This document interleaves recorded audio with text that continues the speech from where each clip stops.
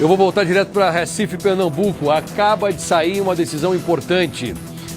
Uma decisão sobre o caso da menina Esté, que estava desaparecida e foi encontrada morta dentro de um poço. Os dois presos, eles passaram por uma audiência de custódia. Eu quero conversar com a nossa reportagem que está lá agora para saber qual foi o resultado, Jetson. Eles vão ficar presos ou a justiça vai permitir que eles saiam? Passaia, já te adianto logo o que todo mundo quer saber. Eles vão permanecer presos. As prisões em flagrante foram convertidas em prisões preventivas e nesse momento, inclusive, já devem estar a caminho do hotel. O Fabiano Rodrigues de Lima, 27 anos, e o Fernando Santos de Brito, de 31 anos. Os dois foram autuados em flagrante por ocultação de cadáver, o corpinho da pequena Esté. A polícia diz que há indícios suficientes também da participação deles no homicídio, mas espera o resultado de algumas perícias. Eu volto a conversar com a advogada Carolina Aguiar, que representa a família da vítima. Doutora, um resultado já esperado pela família de que esses dois homens vizinhos a essa família permanecessem presos. Exatamente. Como eu costumo dizer, né, dentro de um processo judicial, existem algumas etapas, algumas batalhas. A primeira batalha foi concluída, né, como também disse há pouco, não existe vencedores num processo penal. É um palco de tristezas, não por outro motivo se fala que o tribunal do júri é o tribunal das lágrimas. Nada, prisão nenhuma, pena nenhuma será capaz de trazer a pequena Esté de volta para que ela possa seguir a vida dela, construir os sonhos dela. Mas é certo de que a prisão ela é necessária, inclusive para se cumprir também as finalidades da pena, né? Que para além da repressão, do castigo, é também de prevenção e de ressocialização, porque a sociedade precisa entender que a impunidade não existe, que se agir assim de forma cruel também será punido de forma severa.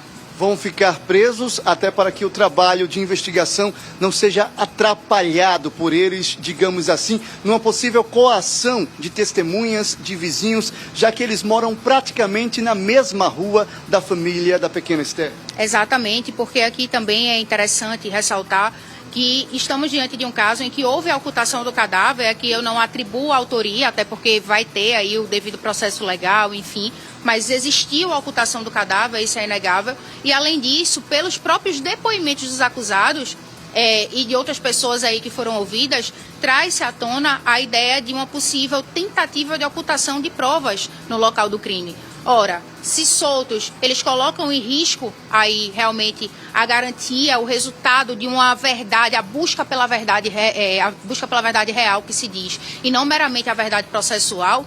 É certo que a prisão acertadamente precisaria ser decretada em flagrante para a preventiva, porque não existe outra forma de fazer a justiça que não fosse realmente, nesse primeiro momento, segregando cautelarmente. A senhora fala da ocultação de provas porque, em depoimento, eles foram questionados sobre quem lavou a casa. A Esté foi levada para dentro daquela casa, foi morta dentro da casa, jogada também na cacimba, mas a casa foi toda lavada. As provas foram ocultadas, queimaram também alguns materiais ali na tentativa de que a polícia não descobrisse o que aconteceu. Acreditava-se numa impunidade, acreditava-se que a sociedade não clamaria por justiça e, sobretudo, acreditava-se ali naquele primeiro momento, quando inclusive um dos acusados retorna para a cena do crime e tenta ouvir ali quais são os comentários. Esse vídeo ele choca, né, o tamanho da frieza com que se escuta ali para ver, poxa, será que estão perto, né? Será que estão longe? O que é que será que estão falando? Então, assim, é uma frieza muito grande, uma suposta certeza de impunidade muito grande que se tinha.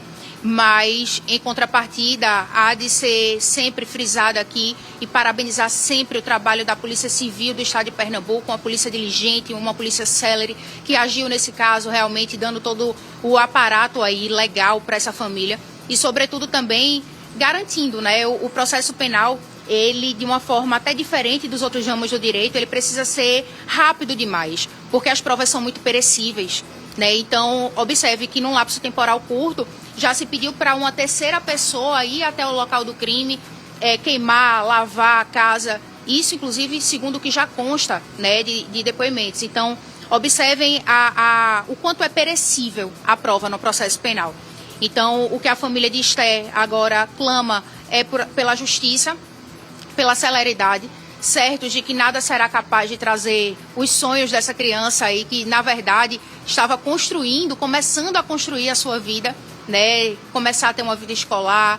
Aquela menina que acordou naquele dia, mais uma vez pegou a sua boneca e só foi brincar, só foi ser criança e foi surpreendida aí por assassinos cruéis. Doutora, muito obrigado pelas informações. Passaia, eu preciso ainda ressaltar que a polícia aguarda o resultado de uma perícia aqui no IML para dizer se a criança foi ou não vítima também de abuso sexual.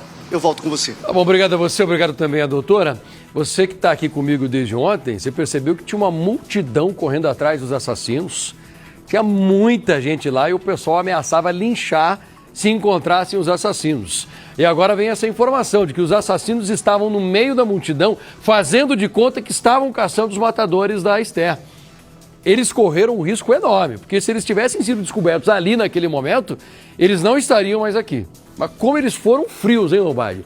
Os caras sendo caçados no meio da multidão com um pedaço de pau, fazendo de conta que estavam à procura dos assassinos, sabendo que eram eles. Eles seriam linchados, né? Agora, dois detalhes interessantes nessa história. O primeiro deles é que a polícia rapidamente, como disse a advogada, agiu e prendeu os dois e os levou para o Recife, tirando do local ali. E o segundo é um detalhe muito interessante que o pai contou.